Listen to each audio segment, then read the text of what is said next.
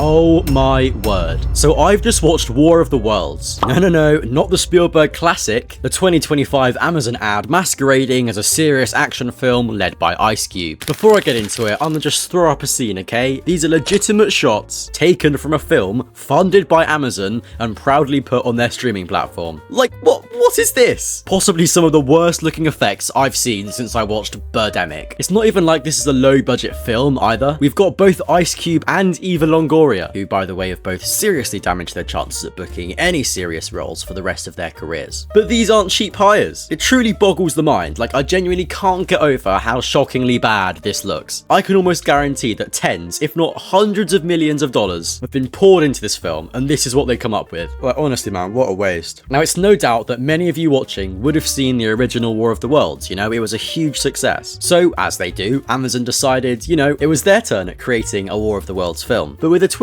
Screen life, I think that's what it's called. We've seen it before, films like Unfriended, Missing, Spree. All eyes on me.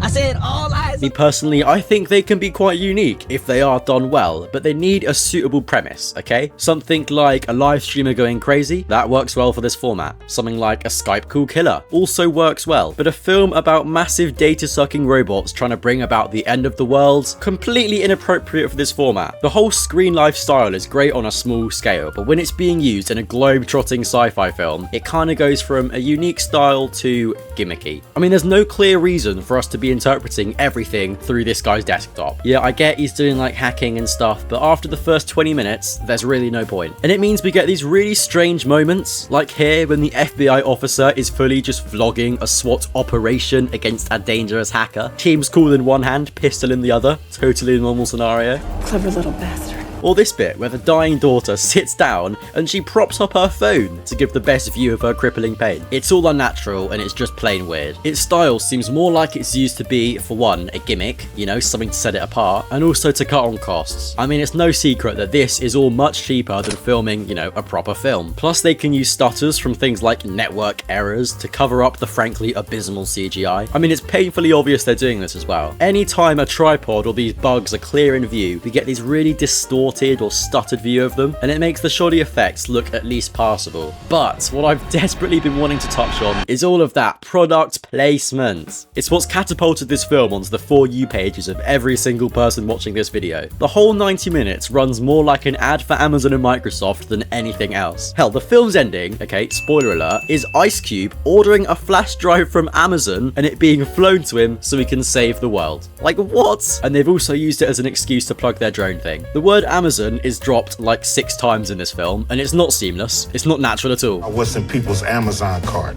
Every single piece of dialogue mentioning it sounds painfully like an advertisement. Wait, give him an Amazon gift card for $1,000. It's just like a buzzword being just shoved in, you know? Every time they could include the word Amazon, they gotta do it. Prime Air.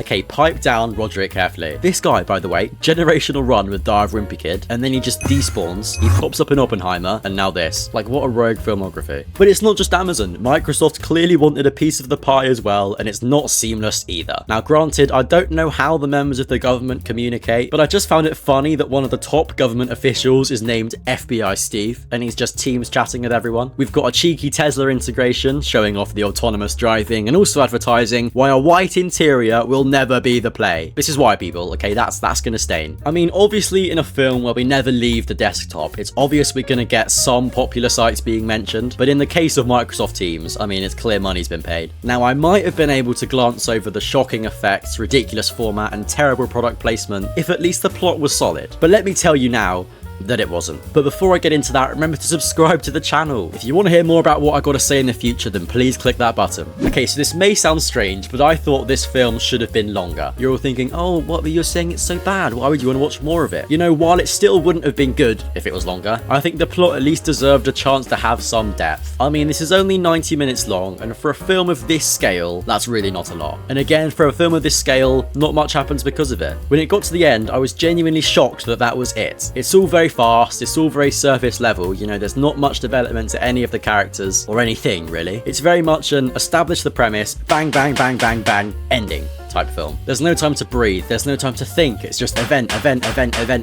ending. There's also no shortage of plot holes. See, now I love noticing a little movie mistake, a little hole in the plot, something that would not be realistic at all. And in this, you're just overwhelmed with choice. You watch bits and you think, well, that would just never happen. But I really think the film just doesn't care. They've come to terms with the fact that it's gonna be a mess, so they're just wearing on the chin. And not trying to diss Ice Cube or anything, but he's really not suited for this sort of film. I mean, at the end of the day, he's a rapper who's good at being the tough guy in comedy films, and that's it. When it comes to acting, he's really just like a household name. I'd rate him similar to someone like Vin Diesel. You know, he can sell a movie, but the movie is guaranteed to not be that good. If we take a little example out, you know, you'd think that in this worldwide catastrophe, he'd be stressing out, but he just doesn't seem to care. And he gets more mad at the Facebook wiping than the literal destruction of every major worldwide city.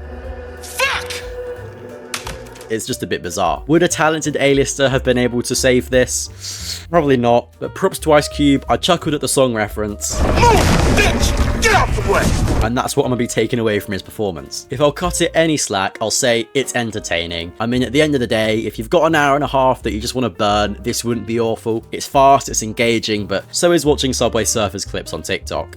But let me know your thoughts in the comments down below. Thank you so much for watching the video, and I'll see you in the next one.